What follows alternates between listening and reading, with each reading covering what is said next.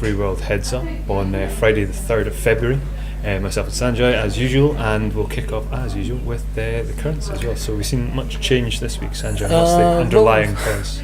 Well, you've got basically the pound trading up in a different range now, more like 125 to 127.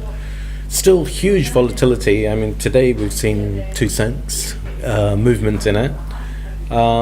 And again, responding very much to the political situation in the last week, it's all been about the vote in Parliament for pressing the Article 50 button, which is pretty much fait accompli because Labour had outlined a 3-line whip on it.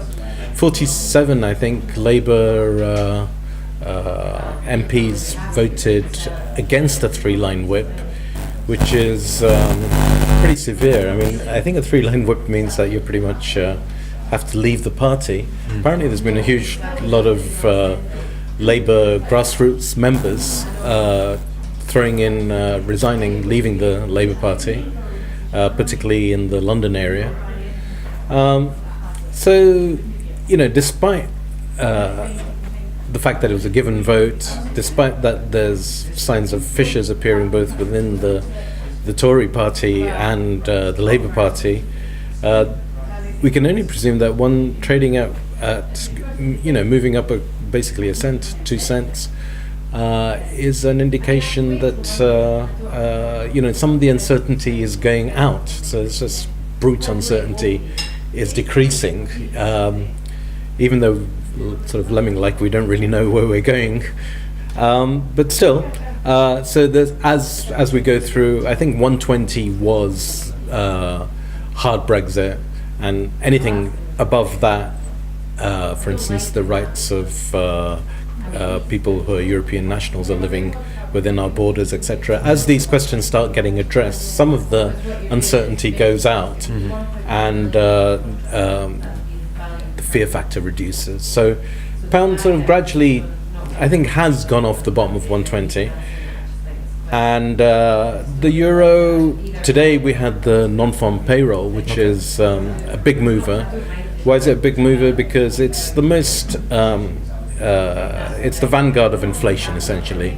If there are lots more people earning, having jobs, then they spend more money, and we can expect rising inflation. The importance of that, of course, is that the more likelihood we have of inflation, the more likelihood we have of a Fed interest rate rise, and that's what seems to have happened today. But again, you know, 227 was the actual figure, 227,000. The forecast was 180, and the previous was 157. So that's a big number. Actually, is a very big number. It whipped up and down about half a cent, the euro, of course that's the clearest measure of the dollar's performance, and it's not ended up significantly different. This might be an indication of the amount of bets there are on this number. Sure. As it looks like a bet is going wrong, people cash in, or they just take profit, or they stop loss.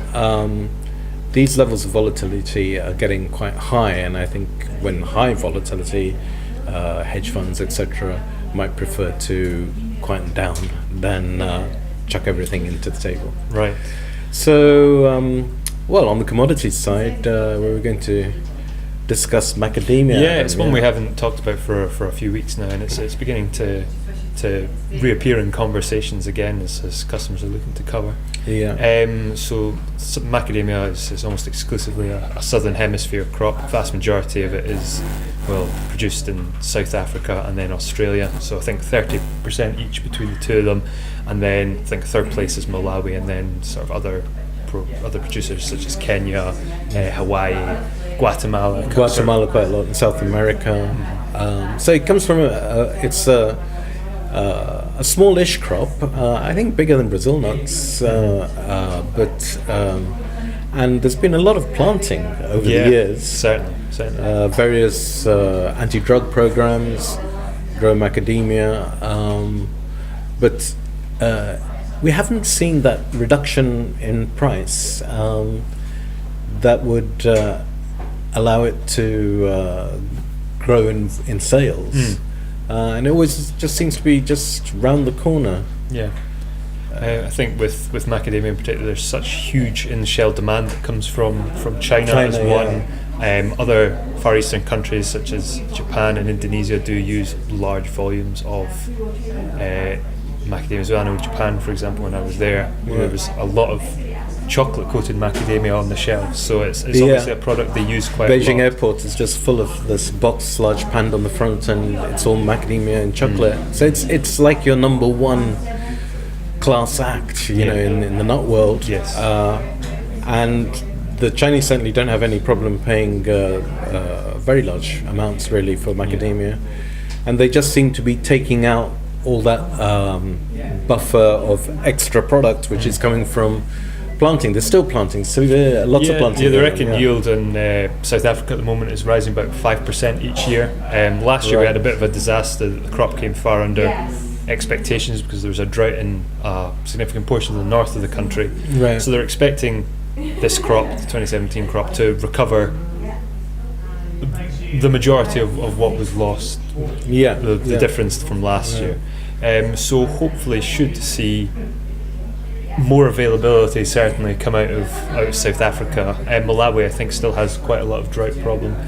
But I think South Africa, increased planting, better conditions this year. We should start to see better availability. I think the Freeworld sort of viewpoint is that Africa is really the core origin that we're going to work with. We've been spending a lot of time developing a supplier base from this, and we feel that macadamia does have a very significant future. And so we're going to be putting a lot of effort into that, and you'll be hearing from us if you need any support, marketing support, that sort of thing. By which we mean words, not money. And of course we're aiming to take the full range of macadamia. We're happy to go right from style 0 through to 5 and 7 and this is one of the problems with the developing trade is that the percentage of whole grades, if you like, is quite small, and to make the whole thing viable, we're looking for industry contracts, and we'll do our best to turn what's kind of a wild bucking bronco of a thing into a docile donkey. So I think the key is we have several options going forward, and I think we're always happy to chat about what those options are. Please give us a call, happy to offer as well, and look forward to hearing from you. Okay, thank you. Thank you.